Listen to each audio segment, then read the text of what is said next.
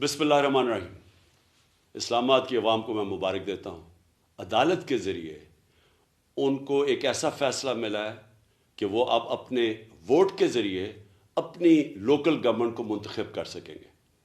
ہماری بڑی بدقسمتی ہے کہ اس ملک میں ایک کرپٹ ٹولہ مسلط ہے اور ان کے ساتھ ملا ہوا ہے الیکشن کمیشن، جو ہمیشہ ان کی سپورٹ کرتا ہے اور جمہوریت کے خلاف فیصلے دیتا ہے، اور اللہ کا شکر ہے کہ عدالتیں ہمیشہ ان کے فیصلوں کو مسترد کر دیتے ہیں۔ یہ جو کرپٹ ٹولہ ہے یہ عوام سے ڈرتا ہے، یہ الیکشن سے بھاگتا ہے۔ ان کی صرف ایک کوشش ہے کہ اس ملک کے اوپر اپنا قبضہ کس طرح مسلط کر رکھ سکتے ہیں، ہارس ٹریڈنگ کر کے، کرپشن کے پیسے سے لوگوں کے ضمیر خرید کے، اور ان کے پاس کوئی دوسرا راستہ نہیں ہے۔ عوام ان کو ریجیکٹ کر بیٹھی ہے۔